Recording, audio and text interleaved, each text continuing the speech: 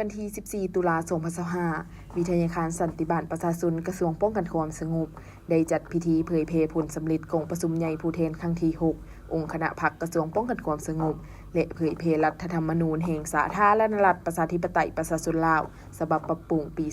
2025 บรรษาสาธารณรัฐสังคมนิยมเวียดนามครบรอบ80 ปี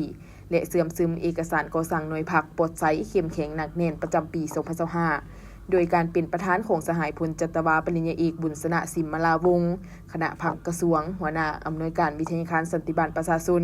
มีคณะพรรคคณะอำนวยการหัวหน้าแผนกห้องแผนกพนักงานครูอาจารย์เข้าร่วม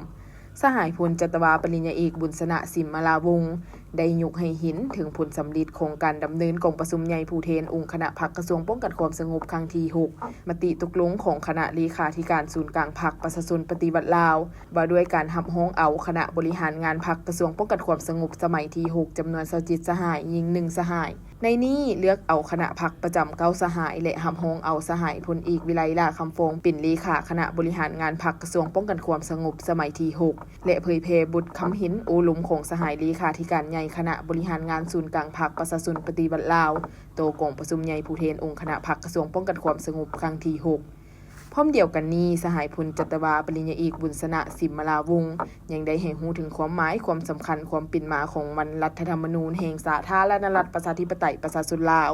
ก็คือการสร้างและปรับปรุงรัฐธรรมนูญนับแต่การสร้างรัฐธรรมนูญฉบับทำอิฐโดยได้เริ่มสร้างมาแต่ปี 1989 ผ่านการค้นคว้าและสร้างในระยะ 3 ปีก็ถูกรับร้องเอาในกองประชุมสมัยสามัญเทื่อที่ 6 ของสภาประชาชนสูงสุดสุดที่2ในเวลาประชุมวันที่ 14 สิงหาคม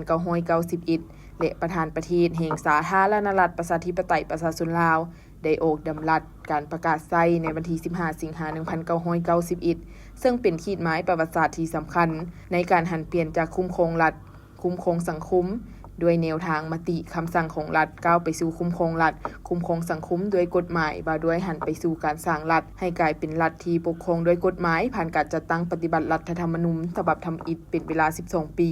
และเพื่อตอบสนองความเรียกร้องต้องการในการปฏิบัติแนวทางเปลี่ยนแปลงใหม่รอบด้านมีหลักการของพรรคเข้าสู่ลงลึกก็ได้มีการปรับปรุงรัฐธรรมนูญในปี 2003 และปรับปรุงในปี 2015 มาฮอดปี 2025 ก็ได้มีการปรับปรุงรัฐธรรมนูญเป็นครั้งที่ 3